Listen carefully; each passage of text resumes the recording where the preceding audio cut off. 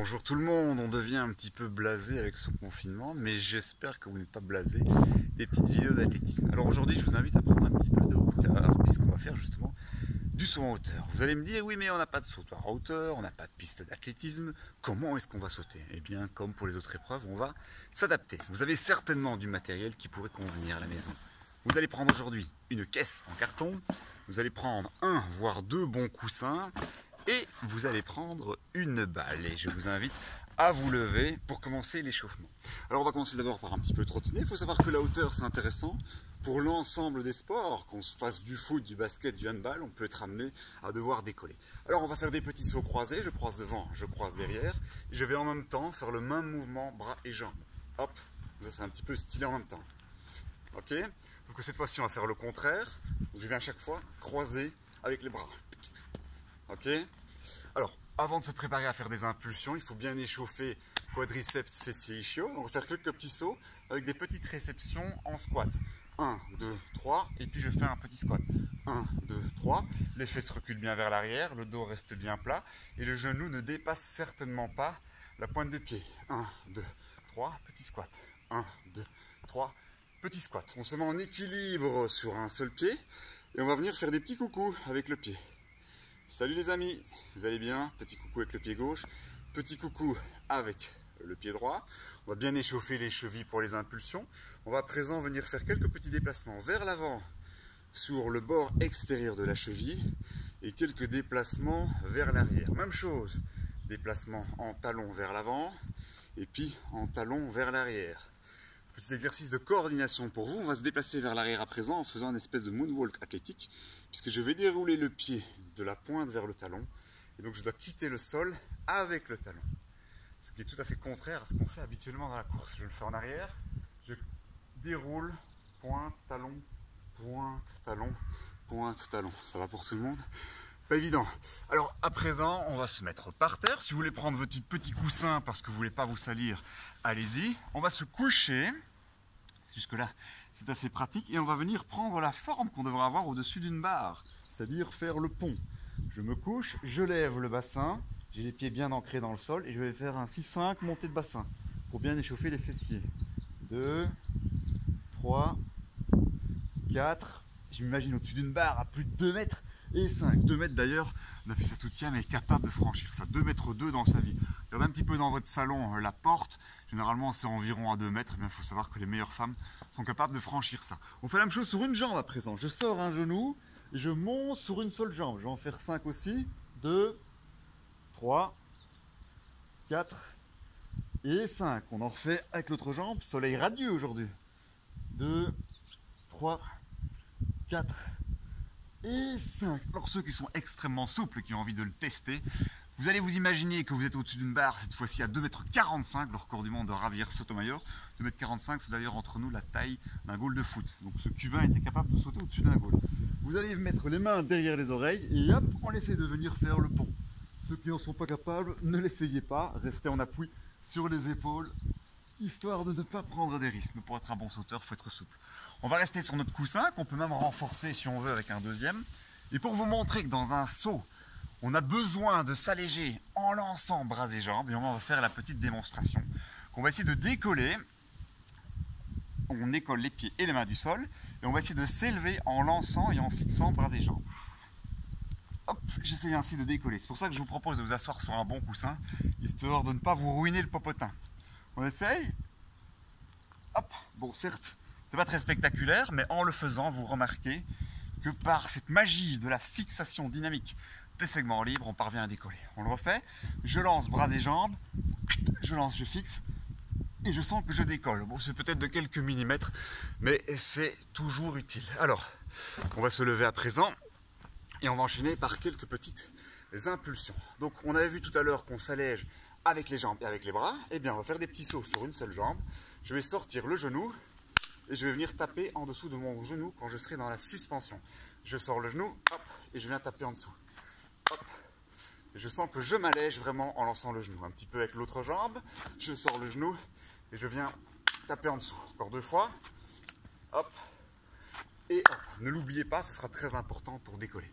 Alors on utilise également aussi ses bras. Donc on va s'imaginer qu'au-dessus de nous, il y a des mouches qui volent et on va aller les chasser, même si normalement on ne fait pas de mal à une mouche. On n'oublie pas le genou non plus, je sors le genou et hop, je viens chasser une mouche. Une fois pied droit, une fois pied gauche. Une fois pied gauche, je chasse mes mouches, je lance mes bras et je viens taper mes mouches virtuelles évidemment. Alors à présent on va faire la toupie. On va prendre un petit pas d'élan. Donc moi j'ai un pulse du pied gauche. Si j'impulse avec le pied gauche, je vais tourner, faire ma rotation vers la gauche. Si j'ai un pulse du pied droit, normalement je tourne alors du côté droit. Et en l'air, je vais faire la toupie pour venir me réceptionner de dos en étant toujours bien équilibré et en faisant son squat pour éviter de se faire mal au genou. On y va, on le fait 5 fois. Hop, je sors le genou et je viens m'équilibrer en me mettant de dos. Impulsion, rotation et je retombe de dos. Si vous voulez le faire sur l'autre pied pour tester, n'hésitez pas. Ainsi vous allez voir quel est le pied qui vous convient le mieux. Allez-y encore 2 fois. Je saute, je décolle, je sors mon genou, je sors les bras. J'amène une petite rotation dans l'espace. C'est beau, on dirait du patinage artistique. Cette fois-ci un petit peu plus complexe, on va faire, non pas un demi-tour, mais un tour complet. On peut prendre un tout petit peu d'élan si on veut, 2 petites foulées. Hop, droite-gauche, je sors le genou. Élan complet et réception équilibrée. On peut se mettre un petit repère si on le souhaite entre ses pieds pour voir si on retombe parfaitement où il faut. Je mets mon impulsion, hop, tour complet et réception. Mettez quand même un objet pas trop dangereux pour éviter de vous tordre le pied. Essayez-le encore une fois ou l'autre. Moi j'en profite pour m'entraîner un petit peu aussi. Hop, impulsion. Et je retombe. Oh, vous êtes par là, de ce côté-là. Ça va? Tout le monde a compris cet exercice? Alors, autre petit exercice, petite récupération, avec une petite explication théorique. Regardez bien ce pendule, on dirait Trifon tournesol. Donc imaginez-vous que la corde soit votre tête, que le bas de la bouteille soit vos pieds. Dans une course d'élan, on court en étant incliné parce qu'on est dans un virage pour préparer son impulsion. Regardez un petit peu ma bouteille, ne vous endormez pas, vous êtes un sauteur en hauteur, la bouteille tourne, ok, en étant toujours aligné. Et bien vous, dans votre virage, pour préparer votre saut, vous allez vous retrouver de la même manière, en étant également incliné complètement, pieds, bassin, épaules dans l'alignement. On peut aussi dire qu'on est incliné tel une moto dans son virage. Donc on va faire comme la pendule, on va courir en rond, en étant incliné. Donc si je m'incline et que je me laisse tomber, hop, je tombe par terre. Allez-y, faites l'expérience, je mets mon pied de travers, je mets mes 2 pieds l'un à côté de l'autre, forcément je m'effondre. Si je prends la même position, mais que je mets de la vitesse comme ma pendule, et bien du coup je peux garder la même inclinaison, et malgré tout je ne tombe pas, grâce à la vitesse. C'est pas beau ça? Allez-y, tournez, tournez, tournez, tournez, tournez. Vous pouvez faire des tours de la table du salon comme ça si vous le souhaitez. À présent, pour bien se rendre compte qu'on est bien incliné, on va ouvrir ses ailes. Vous avez des ailes, vous êtes un avion. L'avion, quand il tourne, il ne fait pas ça avec ses ailes restent fixées. Eh bien, on va faire la même chose. Je me mets de côté, je ne fais rien. Je tombe, je recommence, je suis de côté, je fais rien. Je tombe, mais même chose à présent, sauf qu'on va courir en gardant ses ailes déployées. Et je vois de fait, je le vois dans mon ombre en plus, que je reste bien incliné et aligné, sans pour autant que mes ailes viennent à bouger. Compris pour tout le monde? On va décoller à présent. Vous prenez votre caisse en carton, qui va être votre obstacle à franchir. Pas de barre, pas d'élastique, parce que vous n'avez peut-être pas ça à la maison, mais une petite caisse, vous en avez sûrement. Attention, sécurité quand même, on ne cherche pas non plus à prendre trop de risques, on cherche la qualité de l'impulsion. Je mets ma caisse et je vais essayer de la franchir. Alors, l'impulsion dans un saut en hauteur, on appelle ça une prise d'avance des appuis. Donc, c'est-à-dire que le pied va venir se poser à plat sur une jambe pratiquement tendue et un petit peu devant soi. Hop, je viens poser mon pied là pour ensuite venir me projeter vers le haut. Allez, on y va, on fait quelques petits allers-retours pour décoller au-dessus de sa caisse. Je le fais de face cette fois-ci. On prend 2 petites foulées d'élan. Droite-gauche, on rythme. Je sors les genoux, je sors les bras et je peux décoller. Allez-y, faites-le librement quelques fois. Pensez à rythmer. Tac, tac, les 2 dernières foulées. Pensez à sortir le genou. Pensez à prendre le temps de monter. Si c'est trop facile pour vous, vous pouvez l'essayer de temps en temps sur l'autre pied. Hop, d'ailleurs je vais le faire. D'ailleurs entre nous, continuez à sauter, mais sachez que dans ma vie, il y a un moment, j'avais super mal au genou, donc j'ai dû sauter de l'autre pied pendant tout un temps. Et j'ai quand même réussi à sauter à 1,95 m de mon mauvais pied. C'est ça qu'on dit, on n'a pas de mauvais pied, on a un pied préférentiel et un non préférentiel. Mon record de l'absolu, c'était 2,4 m. Alors, si on veut aller un petit peu plus haut, on peut mettre la caisse sur une tranche un peu plus élevée. Je sors le genou et hop, je décolle à nouveau. Et si on a vraiment envie de prendre des risques, mais mesurer à nouveau, on peut aller encore un petit peu plus haut sur sa caisse, toujours avec un élan très réduit, puisque dans votre salon, vous n'avez pas beaucoup de place.